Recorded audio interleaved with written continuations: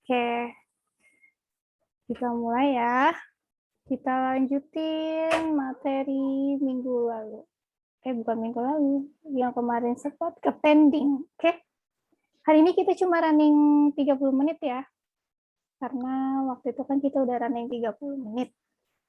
Jadi sisa running 30 menit lagi.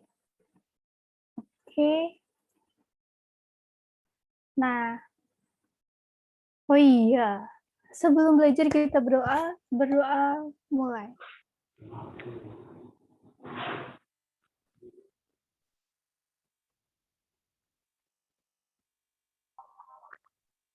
Oke. Kita baca ulang dulu ya teksnya. Untuk menjawab soal nomor 17, 18. Oke. Kita baca ulang. Bertelekomunikasi. Di sini untuk cara masa depan, coba bayangkan bagaimana enaknya kalau kita bisa bertelekomunikasi dengan tempat kerja menggunakan jalan raya elektronik. Dengan semua pekerjaan dilakukan di komputer atau melalui telepon. Tidak perlu lagi berdesak-desakan di dalam bis atau kereta, atau membuang waktu berjam-jam di jalan dari dan ke tempat kerja. Kamu bisa bekerja dimanapun kamu mau. Coba bayangkan semua kesempatan kerja yang dapat terbuka. Oke. Terus menurut Simoli, kehancuran sedang dalam proses. Memperpendek waktu berkendara dan mengurangi penggunaan bahan bakar jelas adalah suatu ide yang bagus. Tetapi ide itu seharusnya disertai dengan peningkatan transportasi umum atau dengan menjamin bahwa tempat bekerja terletak dekat dengan tempat tinggal. Ide yang ambisius bahwa bertelekomunikasi seharusnya merupakan bagian dari cara hidup setiap orang hanya akan menjadikan kita makin lama makin asyik dengan diri sendiri. Apakah kita benar-benar menginginkan perasaan kita sebagai bagian dari masyarakat menjadi hancur lebih jauh? Nah, terus si Richard juga mengemukakan pendapat. Bertelekomunikasi adalah istilah yang diciptakan oleh Jack Niels pada awal tahun 1970 untuk mendeskripsikan situasi di mana pekerja bekerja di depan komputer jauh dari kantor pusat, misalnya di rumah, dan mengirimkan data dan dokumen ke kantor pusat melalui saluran telepon. Oke. Untuk menjawab soal nomor 17.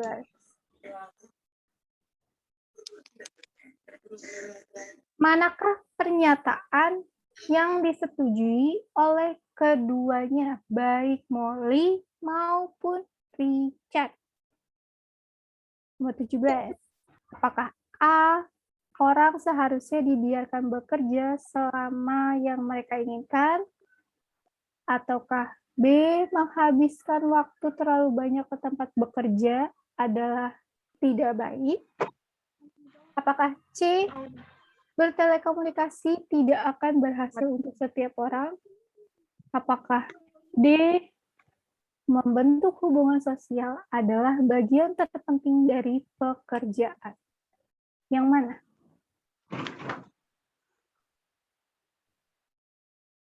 A, B, mana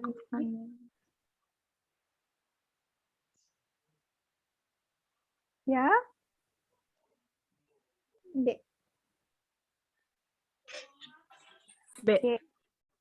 Menurut si Molly sama si Richard, bertelekomunikasi itu menghabiskan waktu terlalu banyak ke tempat kerja itu tidak baik. Nah, terus soal nomor 18. Richard menulis bahwa bertelekomunikasi hanya akan menjadikan kita makin lama makin asik dengan diri sendiri. Apakah kamu setuju dengan pendapat ini? Nah, di sini jawabannya bisa lingkari ya atau lingkari tidak. Nah, di sini tergantung pendapat masing-masing ya. Tapi disertai alasan. Oke, misalkan kalian jawab ya. Misalkan dijawab ya. Oke. Kalau kalian jawab ya, alasannya misalkan di sini aku tulis. Tulis ini ya.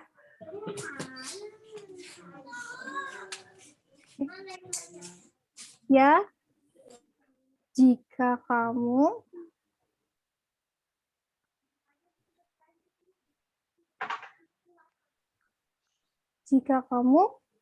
tidak melihat orang di tempat kerja.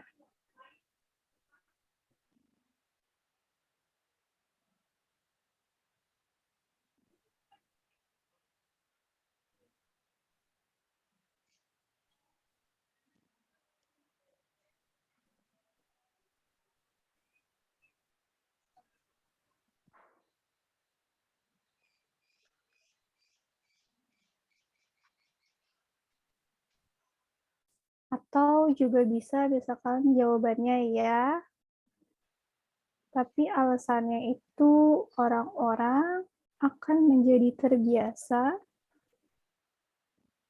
orang-orang akan jadi terbiasa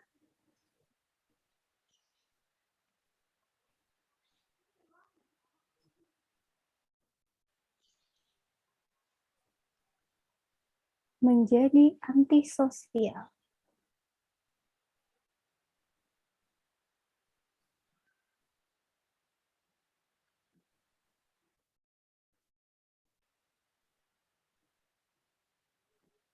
Ini kalau jawabannya ya. Atau kalau misalkan kalian punya option pendapat lain juga boleh. Terus kalau jawabannya tidak,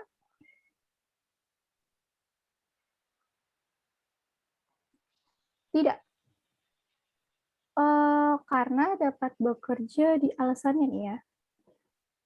Menurut aku ini alasannya adalah karena dapat bekerja dimanapun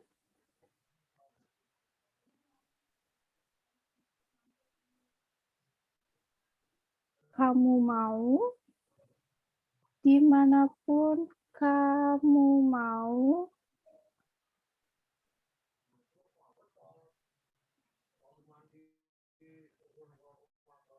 dan tidak berarti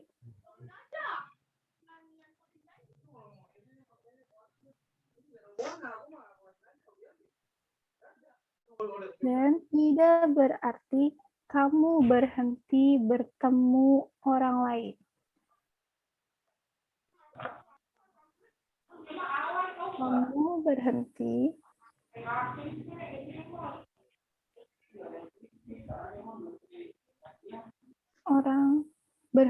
bertemu orang lain ya. Baik.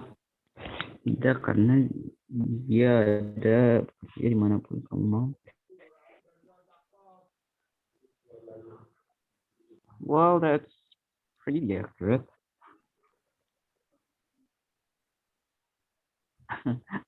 Kata kayak gigit.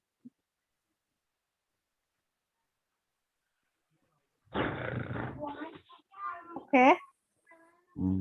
Di sini option pilihannya, kalau misalkan kalian jawab ya, di sini alasan aku adalah ya, jika kamu tidak melihat orang di tempat kerja, atau bisa juga jawabannya, alasannya orang-orang akan jadi terbiasa menjadi antisosial, atau bisa juga jawabannya tidak, alasannya foto. Tidak, karena dapat bekerja dimanapun kamu mau dan tidak berarti kamu berhenti bertemu orang lain. Atau misalkan kalau jawabannya tidak lagi, ada option pilihan lain. Ini menurut pendapat aku ya. Tidak, karena manusia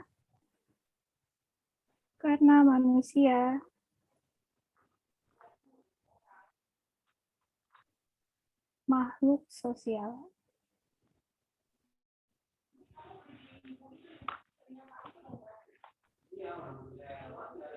Itu. Jadi pilih salah satu jawaban lalu kasih alasan kalian, oke?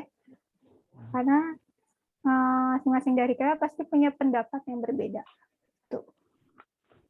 Oke, kita lanjut ke selanjutnya. Teks selanjutnya adalah demokrasi di Athena. Oke. Bagian yang A. Tucídides adalah seorang sejarawan dan anggota militer yang hidup pada abad ke-5 sebelum Masehi di masa Yunani kuno. Dia lahir di Athena selama Perang Peloponnesia pada tahun 431 sebelum Masehi sampai dengan 404 sebelum Masehi. Antara Athena dan Sparta, dia mengepalai sebuah armada yang mempunyai misi untuk melindungi kota Amphipolis di Thrace. Dia gagal untuk mencapai kota itu pada waktunya. Kota itu jatuh ke tangan Brasidas, jenderal Spartan, yang memaksa Tucídides ke pengasingan selama 20 tahun. Hal ini memberi dia kesempatan untuk mengumpulkan informasi yang rinci dari kedua pihak yang berperang, dan kemungkinan untuk melakukan penelitian untuk karyanya. Sejarah Perang Peloponnesia. Tucídides dianggap sebagai salah seorang sejarawan besar zaman dulu. Dia memfokuskan perhatiannya lebih kepada sebab-sebab alami dan tingkah laku individu daripada kepada nasib atau kepada Tuhan untuk menjelaskan perubahan sejarah. Di dalam karyanya, fakta-fakta tidak disajikan hanya sebatas catatan, tetapi dijelaskan sebagai upaya untuk menemukan alasan yang menyebabkan seorang pelaku sejarah bertindak sebagaimana yang mereka lakukan. Penekanan Tucídides pada pelaku individual kadang-kadang menyebabkan dia memperkenalkan berbagai pidato khayalan.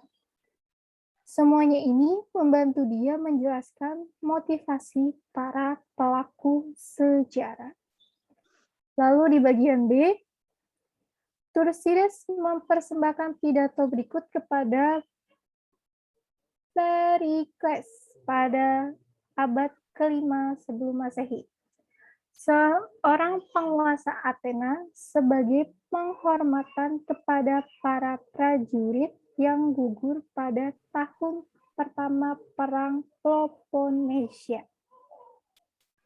Sistem pemerintahan kami tidak mencontoh hukum negara-negara tetangga. Kami sebenarnya justru menjadi contoh bagi yang lain, bukan sebagai peniru. Sistem kami disebut demokrasi karena administrasinya bergantung pada orang banyak, bukan pada segelintir orang. Hukum kami menjamin persamaan hak untuk semua dalam segala urusan. Sementara parastais di dalam kehidupan publik bergantung pada nilai, bukan pada kelas sosial. Kelas sosial juga tidak melarang seseorang untuk memegang jabatan publik. Dan pada waktu yang bersamaan, kami tidak ikut campur dalam persoalan pribadi. Kami tidak melanggar hukum yang berkaitan dengan kepentingan publik. Kami mematuhi siapapun yang kami pilih sebagai penguasa. Dan kami mematuhi hukum itu sendiri, terutama hukum yang memberikan perlindungan kepada kaum tertindas, dan berbagai hukum yang tidak tertulis yang membuat malu untuk dilanggar. Lebih jauh, kami memberikan banyak sarana untuk kesenangan pikiran. Segala macam permainan dan pengorbanan yang kami rayakan sepanjang tahun, dan kenyamanan tempat kami tinggal. Membentuk kesenangan yang kami nikmati sehari-hari yang dapat membantu menghilangkan segala bentuk kekhawatiran. Sementara banyak penduduk kota mendatangkan barang-barang produksi dunia ke Athena. Sehingga bagi orang-orang Athena, buah-buahan dari negara lain sudah sangat dikenal dengan baik seperti mengenal buah-buah dari negerinya sendiri. Oke, pertanyaannya, kenapa Tursides dipaksa ke pengasingan? Apakah A, dia tidak berhasil mencapai kemenangan untuk orang Athena di Amphipolis? B, dia mengambil alih armada Amphipolis? Ataukah C, dia mengumpulkan informasi dari dua pihak yang berperang? Ataukah D, dia meninggalkan orang-orang Athena? Yang mana? A, B, C, D. Oke, aku scroll lagi ke atas.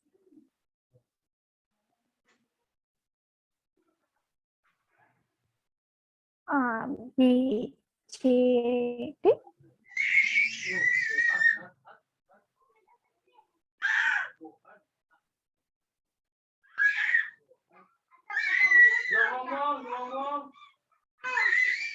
Oke, nomor 19, jawabannya adalah C. A. Kak. Ya. Oke, lanjut. Nomor 20, seandainya pidato si Perikles itu adalah peristiwa bersejarah, kira-kira tahun berapa pidato itu terjadi? Tahun 5. Coba kita lihat lagi. 31. Tahun berapa? 431. 431 Masehi. 431 Masehi, Kak. 431. Oke, 431 nggak ada ya, berarti yang mendekati. Berarti Yang A. yang A, B. Yang B, Kak, yang B. Ya, B. Ya. Yang B. lanjut. Nomor 21. Satu tujuan pidato di bagian B adalah untuk menghormati para prajurit yang gugur pada tahun pertama Perang Peloponnesia. Apa tujuan lain dari pidato ini? Nah, di sini jawabannya beda-beda nih, guys. Ini berdasarkan pendapat kalian sendiri ya. Nah, ini menurut pendapat aku, itu di sini.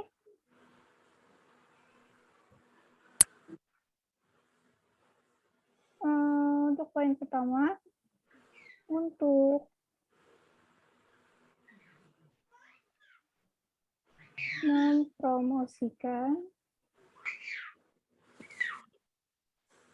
demokrasi. Demokrasi ini mempromosikan sistem demokrasi. Lalu ada lagi membuat orang-orang bangga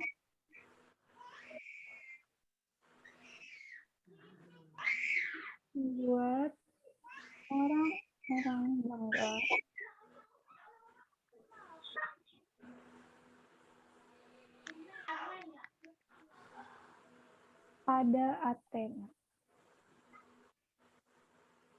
Jadi dia tuh mau orang-orang bangga sama negara Athena.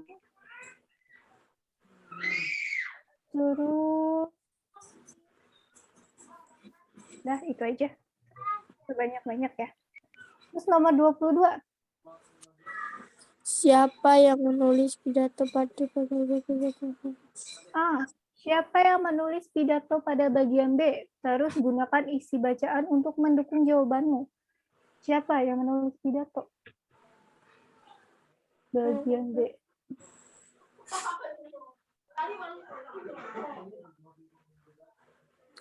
Seorang memegang Jawabannya? seorang pengusaha. Kursi Ini D. kepada Mempersembahkan pidato berikut kepada Harry. abad Itu jawabannya. Oh, mohon Baik ya. penjawab.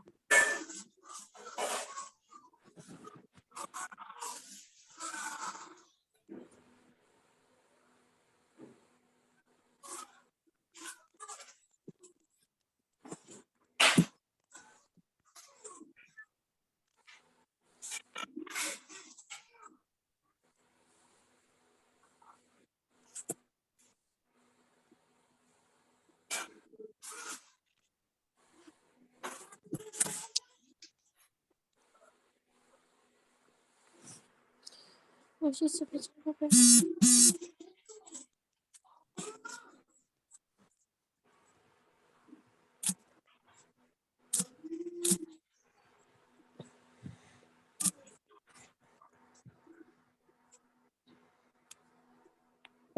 terus lanjut soal nomor 23. Menurut isi bacaan, apa yang membuat Tucídides berbeda dengan para sejarawan lainnya? Apakah A. Dia menulis tentang orang kebanyakan, tidak tentang pahlawan? Ataukah B. Dia menggunakan catatan-catatan kecil, bukan hanya berbagai fakta? Ataukah C. Dia menjelaskan kejadian-kejadian bersejarah dengan merujuk pada penyebab yang bersifat gaib? Ataukah D. Dia memfokuskan pada apa yang menyebabkan orang-orang bertindak dengan cara yang dia lakukan? Kayaknya yang A, Kak. Yang A? Yang lain gimana? B, Kak. D. Oke, kita kunci. Ada jawaban A, ada jawaban B. Nomor 23, jawabannya adalah D. D. D. Dia ini memfokuskan pada apa yang menyebabkan orang-orang bertindak dengan cara yang dia lakukan. Nomor 24. Perhatikan bacaan berikut. Bacaan ini diambil dari akhir bagian B. Lebih jauh kami memberikan banyak sarana untuk kesenangan pikiran. Segala macam permainan dan pengorbanan yang kami rayakan sepanjang tahun dan kenyamanan tempat kami tinggal membentuk kesenangan yang kami nikmati sehari-hari yang dapat membantu menghilangkan segala bentuk kekhawatiran. Dari kalimat di bawah ini, kalimat mana yang paling tepat menyimpulkan bagian bacaan di atas? Yang mana? A, B, C, D?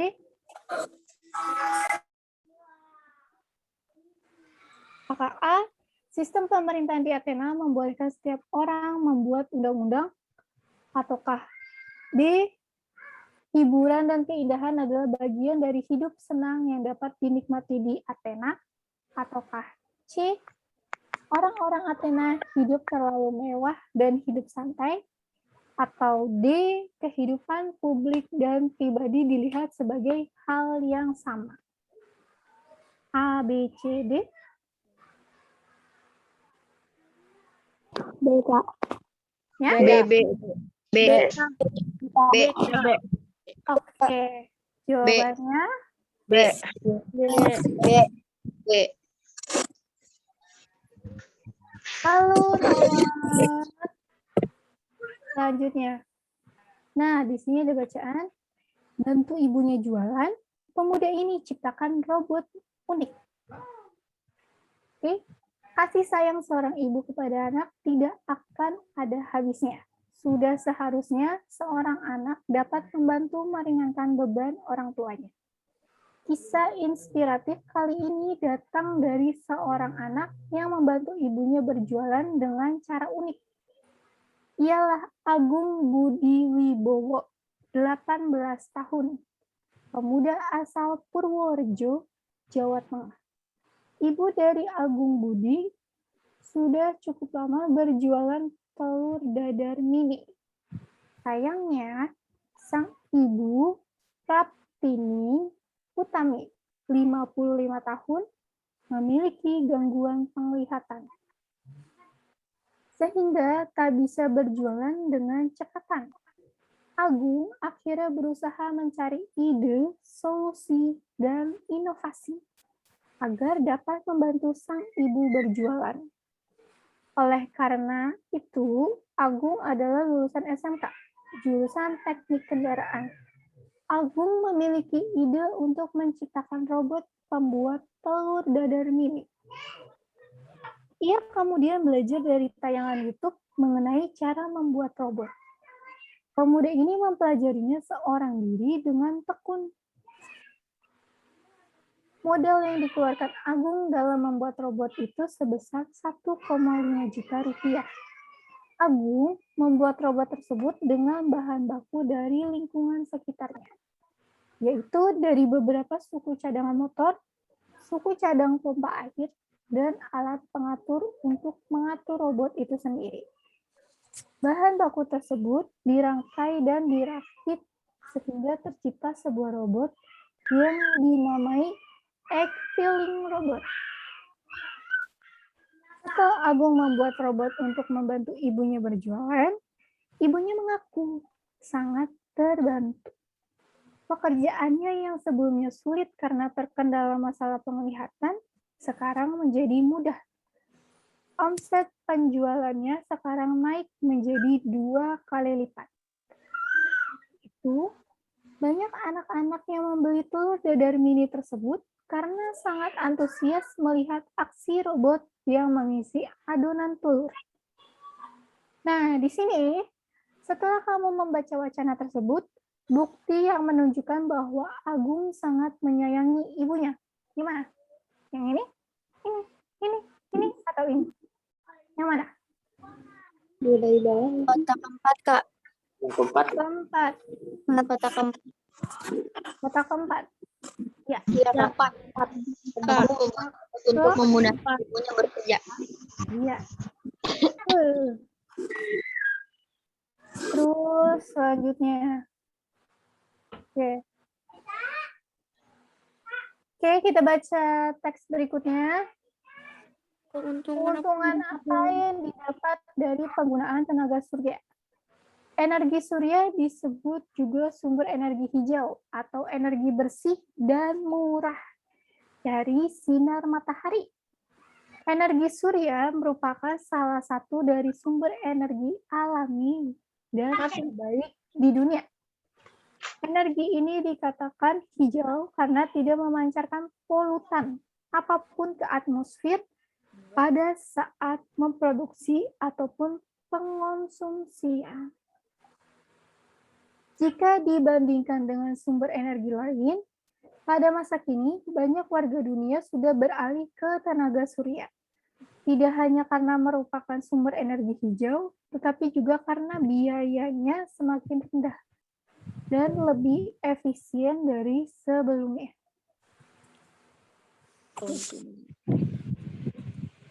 Oke. Keuntungan listrik tenaga surya. Yang pertama, bersih. Ketika aktif, tenaga surya melepas substansi yang tidak berbahaya atau suara ke atmosfer. Terus, gratis. Setelah mekanisme untuk menghasilkan tenaga surya dipasang, pemanasan ataupun listrik dari sistem surya benar-benar tidak mengeluarkan biaya. Ini akan membantu untuk mengurangi tagihan dan pada saat yang sama menurunkan jejak karbon rumah tangga. Terus, bekerja di mana saja. Meskipun efisiensi panel surya meningkat secara proporsional dengan jumlah sinar matahari yang diterimanya, panel ini dapat bekerja atau berfungsi di mana saja, bahkan ketika mendung. Selain itu, menambahkan sistem penyimpanan ya, ke sistem tenaga surya, kemungkinan kita menikmati energi gratis di mana saja, bahkan saat malam hari. Selanjutnya, tidak perlu mengajukan izin. Kita tidak perlu mendapatkan izin sebelum memasangnya di atap rumah kita. Namun, ada beberapa batasan dan kewajiban yang perlu kita pertimbangkan ketika beralih ke energi surya. Oke, pertanyaan nomor 26. Jawabannya yang mana? Nah, di sini kalian bisa memilih beberapa jawaban ya. Artinya, gak cuma satu jawaban aja di situ. Gitu. Kalau ada kata-kata kayak gini, artinya jawabannya adalah lebih dari satu. Oke, jawabannya yang mana aja? Yang 1 dan ketiga, Kak. Satu dan ketiga. Ya, Satu dan ketiga. Satu dan ketiga. Energi surya melepas substansi yang tidak berbahaya atas suara atmosfer. Benar. Lalu, energi surya berbiaya ekonomis. Ini juga benar.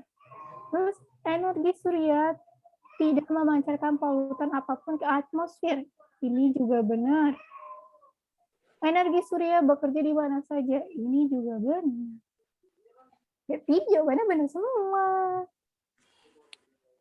Oke. Nah, berhubung sudah jam 5:30 lewat, kita akhiri pertemuan hari ini ya. Ya, Kak. Iya, Kak. Iya, Kak. Kita lanjut di pertemuan selanjutnya. Oke. Jangan lupa besok ada jadwal ya. Sepertinya besok ada jadwal AKM numerasi deh. Nanti diinfo lagi di grup ya. Iya, Kak. Aku tutup. Assalamualaikum warahmatullahi wabarakatuh. Waalaikumsalam warahmatullahi wabarakatuh.